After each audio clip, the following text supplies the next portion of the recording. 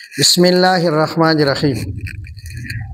नबी करीम सल्लल्लाहु ताला अलैहि वसल्लम ने इरशाद फरमाया कि चार चीज़ों के आने से पहले पहले चार चीज़ों को गनीमत जान लो, और जब ये चीज़ें इंसान के हाथ से निकल जाती हैं तो फिर वापस नहीं पलटती, फिर वापस लौट कर नहीं आती।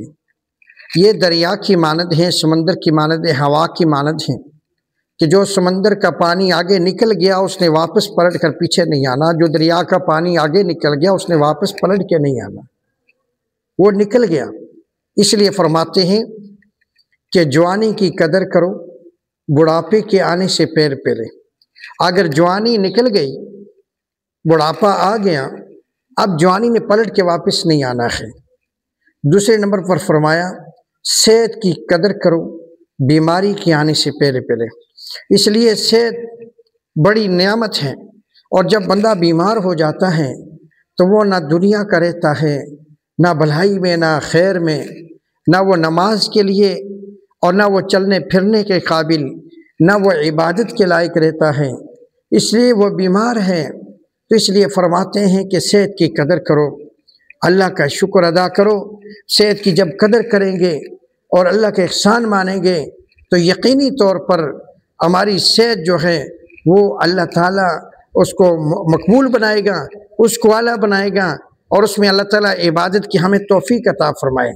और तीसरे नंबर पर फरमाया आफ़ियत की कदर जानो मशगूलियत से पहले पहले, यानी किसी शर के आने से पहले पहले आफ़ियत की कदर जानो।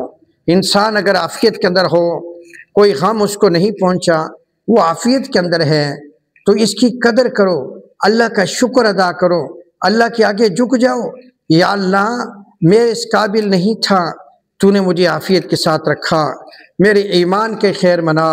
या अल्लाह मेरे ईमान की भी हिफाजत फरमा, मेरी जान की भी हिफाजत फरमा, मेरे माल व मता की भी हिफाजत फरमा।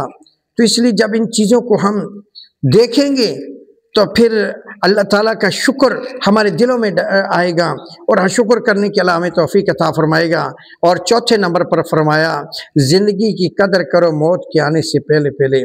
इसलिए ज़िंदगी है, आप अल्लाह का ज़िक्र कर सकते हैं, ज़िंदगी है आप कुरान की तिलावत कर सकते हैं, ज़िंदगी है आप अल्लाह की तस्बीहात कर सकते हैं, ज़िंदगी है आप अल्लाह से मांग सकते हैं, ज़िंदगी है आप अल्लाह के आगे उठकर सुबह सरी के वक्त रो सकते हैं, अपने गुनाहों को सामने रख कर शर्मसार होकर अपने अल्लाह के दरबार में आकर उसकी चौखट पे अपनी पिशानी रगड़ कर अपने अल्लाह को मनवा सकते हैं। लेकिन ये ज़िंदगी के लम्हात जब गुजर जाते हैं और जब गुजर जाएंगे तो फिर कोई पुरसाने हाल नहीं होगा, फिर कोई पूछने वाला नहीं होगा।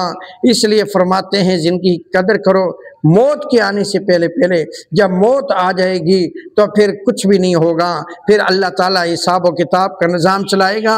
फिर अल्लाह रब्बुल इज़्ज़त अगर नेक अमाल हुए तो अल्लाह उसका बेहतर सिला अता फरमाएगा, अगर बद अमल हुए और बुरे अमाल हुए अल्लाह उसकी सज़ा देगा। तो इन चीज़ों का ख्याल करो। अल्लाह हमारा हामी नासिर।